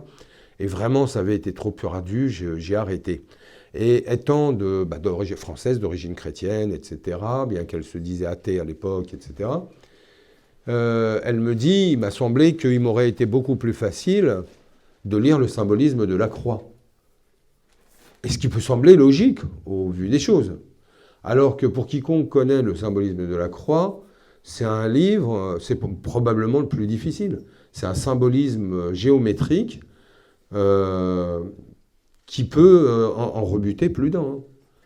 Ô combien je connais de gens qui n'ont jamais pu terminer le symbolisme de la croix. Donc c'est vraiment pas le premier livre à lire en premier. Il faut déjà s'habituer avec sa terminologie, s'habituer avec certains concepts, certaines notions, certains développements, et ensuite en arriver doucement au pan métaphysique. Pan métaphysique, personnellement, je conseille la métaphysique orientale, les états multiples de l'être, parce que la terminologie est plus accessible. Mais le symbolisme de la croix est très important, bien évidemment. L'homme et son devenir est très important. Maintenant, j'avoue que dans la terminologie, c'est assez ardu, il faut s'accrocher. Surtout dans la mentalité et dans les capacités intellectuelles d'aujourd'hui, il faut s'accrocher. C'est pour ça que c'est toujours bien d'avoir dans son entourage des gens avec qui on peut échanger sur ces thématiques, de façon à pouvoir poser des questions, à mieux comprendre. Alors je conseillerais également, quand on est sur des thématiques dans l'œuvre de Guénon, ce qui est bien, c'est de travailler par thématique. Or, il y a certaines thématiques, notamment les plus fondamentales, qu'il va développer dans la quasi-totalité de son œuvre. Mais où aller les chercher? Et pour ça, il y a un ami, Gauthier, qui a constitué un outil extraordinaire, un index qui est sur le net, et qui est index.rené.guénon.org, de mémoire. Donc index.renéguénon.org, vous le trouverez. Et donc vous avez un module de recherche qui vous permet de taper Dante par exemple, ou non manifesté, ou initiation, et il vous donne toutes les occurrences de ces termes dans l'œuvre de Guénon. Ce qui vous permet de travailler l'œuvre de Guénon par thématique. Et ça permet de beaucoup mieux le comprendre, Parce que d'un livre à l'autre, d'un article ou d'un chapitre à l'autre, il va aborder une même thématique, mais des fois sous une approche différente, ou en explicitant un peu plus, ou en ajoutant des informations par rapport à un premier traitement dans un autre livre. Et au final, on commence à avoir une bien meilleure vision des points abordés. Et après, vous avez les écrits sur l'initiation, qui peuvent venir après. Mais en soi, ce n'est pas les plus difficiles. Je veux dire, à la lecture en tant que telle, à la compréhension, c'est une autre question, mais au moins à la lecture, ce n'est pas les plus difficiles. Oui. Bonsoir, merci beaucoup. Bonsoir. Vous avez commencé, vous avez fini sur la source verticale, le verbe, la main divine. Est-ce que, selon vous, c'est quelles seraient les sources horizontales de Guénon qui l'ont guidé? Mais justement, c'est là qu'on a de gros points d'interrogation. Parce qu'on sait qu'il est par le biais de Pouvourville, il est en relation avec une famille nguyenne d'origine du Vietnam, dont le père et le fils avaient été des maîtres spirituels, des maîtres du Tao. Est-ce sa seule source? Ça m'étonnerait. Mais là, il y a des gros points d'interrogation. Je vous dis, au Caire, dans le fils, Sidi Abdelwahid, le fils de René Guénon, nous avait montré certains documents, justement intimes de son père, dans lesquels il y avait notamment des poèmes de remerciement à des maîtres hindous. Qui sont ces maîtres hindous? Il n'en parle jamais dans son œuvre, il n'en parle quasi jamais. C'est la seule trace qu'on avait. Et donc, en fait, on n'en sait pas plus que ça, quoi. On n'en sait pas plus que ça. Il y a beaucoup de points énigmatiques, hein. Toutes les langues qu'il apprend, comment il les apprend parce que c'est pas simplement baragouiner, c'est vraiment parler. Alors que quand on va être dans des langues qui nous sommes plus proches, l'italien, l'espagnol, on peut se dire à la rigueur, voilà, c'est des langues latines, c'est normal, etc. Mais le sanskrit, l'hébreu, le chinois, je sais pas. C'est comme dans son œuvre, hein, à de multiples reprises, il donne des informations, on se demande d'où il les tire. Hein. On se demande d'où il les tire. Et là, je vous avoue que, oui, à travers ses collaborateurs, il y avait tout un réseau d'informations. Il demandait beaucoup d'informations sur beaucoup de choses. Par exemple, dans sa correspondance et ses échanges avec Guido di Giorgio, il veut absolument se tenir au courant du père Padre Pio. Donc il lui demande d'aller même voir sur place, de se renseigner, de chercher, de lui faire des petits comptes rendus, etc. On sent qu'il veut vraiment se tenir au courant. Dans nombre de ses correspondances, on voit que ses correspondants lui envoyaient des passages de revues, de journaux, d'informations même politiques, artistiques, qu'il soulignait, il était très très très au courant. Il était très au courant à différents niveaux. Mais par contre, il y a certaines de ces sources sur lesquelles pas d'informations. On a essayé de gratter, on a essayé de... Il y a vraiment certaines choses sur lesquelles... Mais en tout cas, oui, il a eu des sources humaines. Également, hein, je veux dire, il n'y a pas que l'inspiration pure, il y a des sources humaines, de la même manière qu'il y a eu une collaboration humaine. Parce que des fois, je dirais que, comme j'avais fait dans mon premier, je n'avais pas dédicacé mon livre aux guénolâtres. Parce que là aussi, dans le monde guénonien, on a ce qu'on peut appeler les guénolâtres, c'est-à-dire qu'ils en font Dieu. Et puis il n'y a qu'eux qui l'ont compris, il n'y a qu'eux qui savent, il n'y a qu'eux qui... etc. Ils sont en guerre matin et soir à critiquer tout le monde parce qu'il manque une virgule. Et s'il manque une virgule, c'est nécessairement de la contre-initiation. Donc là, on voit qu'eux aussi ont bien compris Guénon. Mais bref. Non, Guénon restait aussi un homme aussi. En soi, il ne faut pas l'oublier. En islam, le prophète dit « Ni bashar mithlukum » je suis quand même aussi un homme comme vous. Hein, il mange, il va aux latrines, il va dormir, il rit, il pleure. Ça restait un être humain, il avait des émotions, il avait Guénon aussi. Guénon, par exemple, quand il écrivait, On a trouvé des lettres avec les collaborateurs assez proches qu'il avait, à l'art par exemple, pour ce qui était de l'hindouisme notamment, mais à qui il envoyait les manuscrits à relecture, et dont il attendait le retour, les suggestions, les remarques, les corrections. Et des fois, je me souviens par exemple qu'Allard, à un moment donné, lui renvoie une page complète de correction.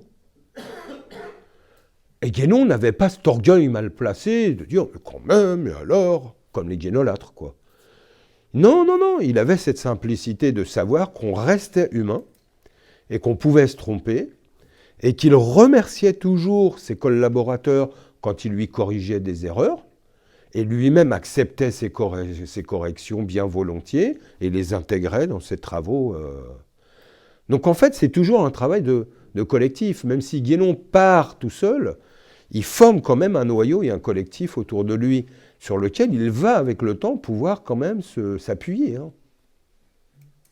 Mais sinon, pour les sources humaines proprement dites, j'en sais pas plus que ça. Hein. Ou littéraire? Littéraire, Guénon en parle essentiellement dans ses comptes rendus, dans des choses comme ça, où on sait qu'il a lu énormément. Au Caire, jusqu'à maintenant, sa bibliothèque, elle est énorme, elle fait tout le mur. Et encore, c'est qu'une partie, parce qu'à sa mort, ils ont voulu l'enlever, soi-disant pour la protéger, etc. Donc c'était créé un cercle des amis de Guénon pour protéger. Mais toute la partie bibliothèque, livre arabe, a été enlevée. Mais sinon, Guénon, ouais, il bouffait du livre, hein, il lisait énormément. Et donc, je pense que ça n'a pas dû lui faire défaut quand il était jeune aussi. Donc, des références littéraires, oui, je pense qu'il les avait un peu toutes. Hein. Je pense, voilà, tout ce qui est la Grèce antique, tout ça, il les connaissait sur les doigts de la main, sur les... Est-ce que je peux vous poser une question?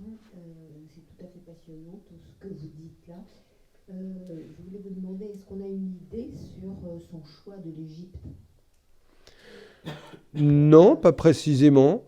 Enfin, du moins, j'ai pas mémoire qu'il vienne justifier son cas pour l'Égypte. Par contre, ce que j'ai, c'est qu'on avait retrouvé des traces où, comme je vous le disais, dès son arrivée à Paris, il avait la volonté d'aller en Égypte, et notamment dans le rapport à l'islam qui était le sien, mais à l'islam ésotérique, donc qui avait une portée primordiale, centrale, universelle, d'aller chercher des œuvres pour les faire traduire, de manière à rendre accessible au monde occidental une dimension d'un islam qui était méconnue, et qui était notamment méconnue de la part des orientalistes du 19e qui sont venus avant lui, et qui n'arrivaient pas à voir en l'islam autre chose qu'un dogme et un culte, et qui étaient persuadés que la sagesse et l'initiation islamique avaient été complètement pompées sur le christianisme.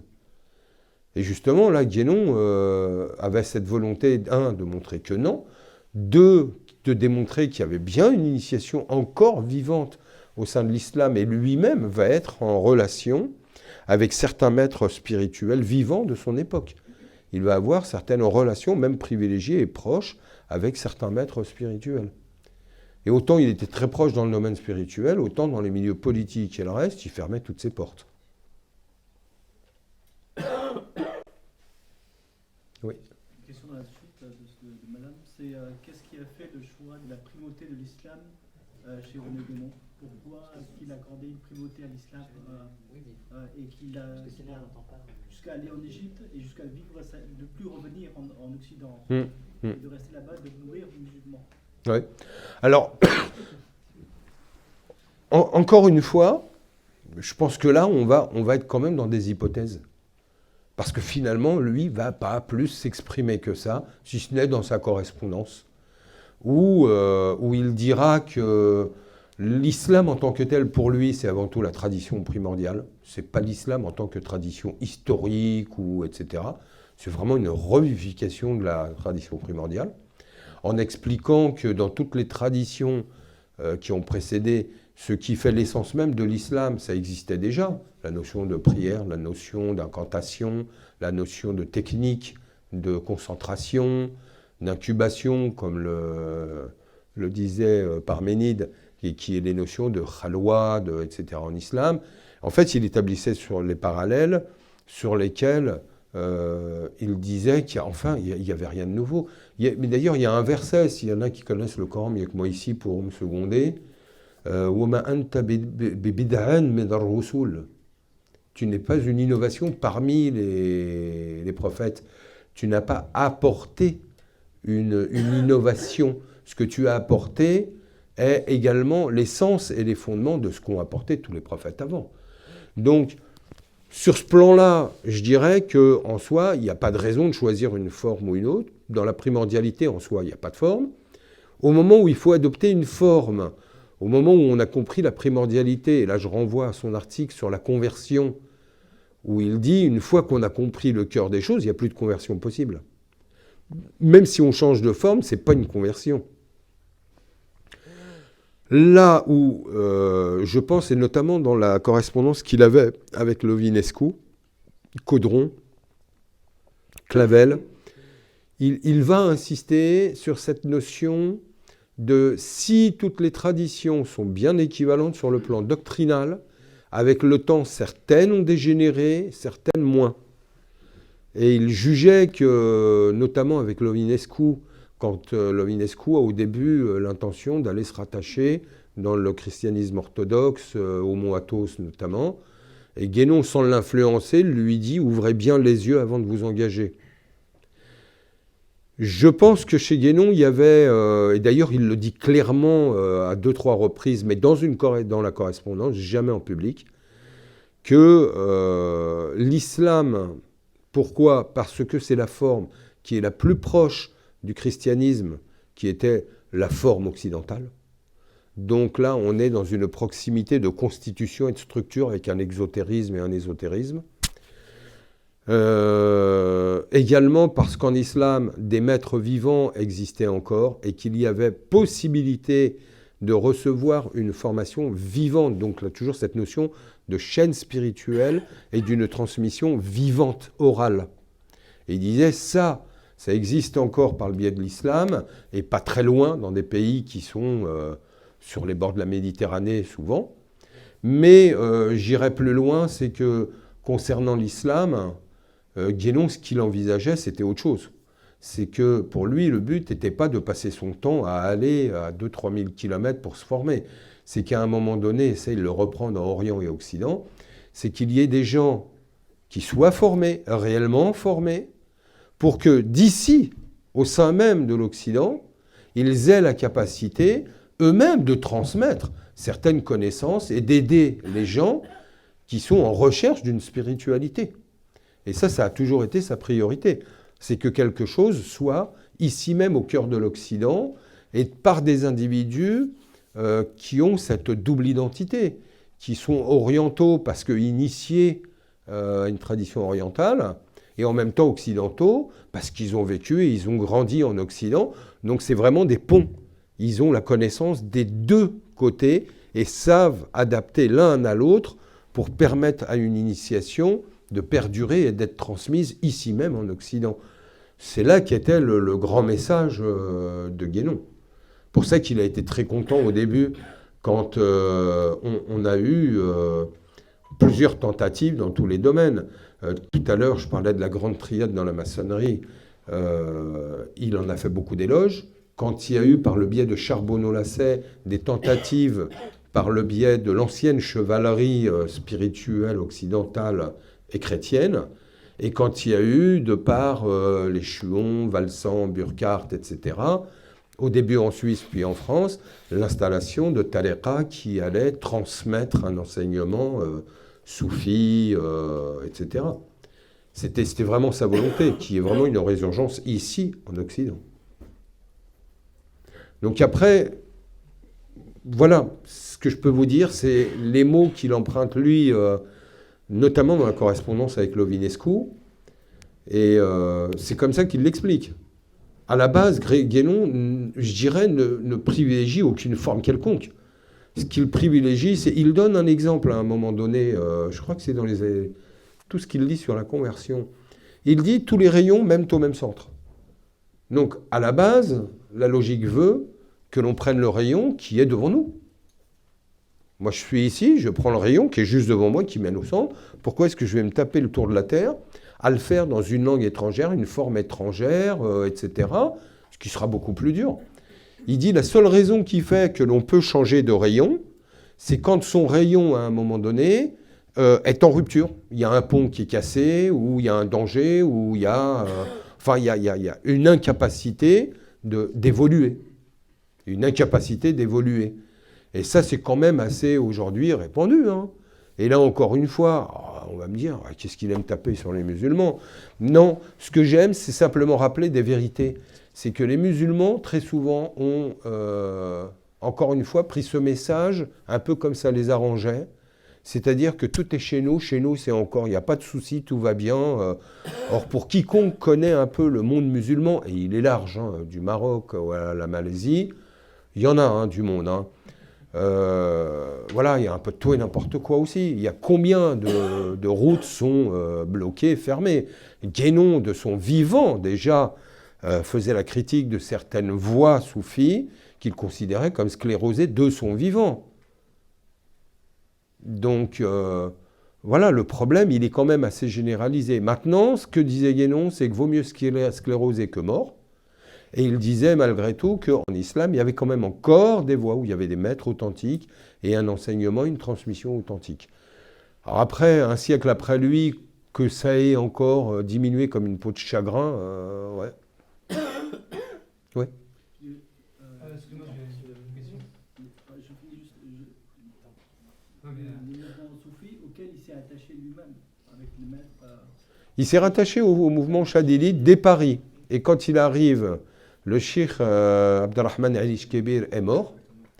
Et donc il va connaître là-bas un autre cheikh, Salam al-Radi, auquel il va s'attacher, mais encore une fois, c'est Guénon. Il s'y attache, il a beaucoup d'estime, il sait que c'est un saint, il l'avoue lui-même. Moi, j'ai connu, par exemple, le cheikh Salam al-Radi a eu un fils, qui a été son successeur, qui n'était pas de la même qualité spirituelle, et qui a eu un successeur qui était le cheikh al-Rabi'a, qui était du côté de Tanta en Égypte, avec qui j'ai été passer du temps chez lui, dans sa zaouïa là-bas, et qui me racontait justement des souvenirs de ces époques-là. Et il me disait que Guénon, quand il parlait du cheikh Salam al-Radi, il l'appelait Wali Allah, le saint de Dieu. Donc il y avait la reconnaissance d'une hauteur spirituelle chez les gens de son entourage, mais ce n'est pas le seul avec lequel il a été en contact. Et de surcroît, il était peu en contact avec lui, dans le sens où Guénon n'était pas du tout le disciple lambda, quoi. Il était déjà formé. Il y a même des maîtres qui venaient lui demander des renseignements, des confirmations, etc. Chose qui n'a pas été comprise. Par exemple, notamment après le Cheikh al-Alawi dans la Alawiya, on voit que dans certaines correspondances avec Guénon, les gens n'ont pas pris la mesure de Guénon. Ils le prennent pour un occidental qui s'est converti à l'islam, et on le traite un peu comme musulman de seconde zone. Hein.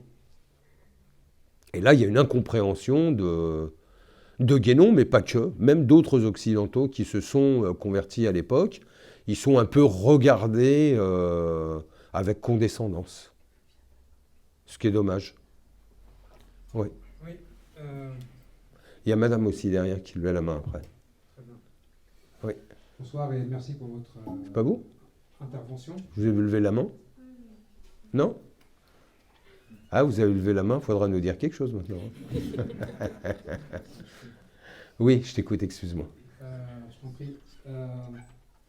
J'écoutais avec intérêt ton intervention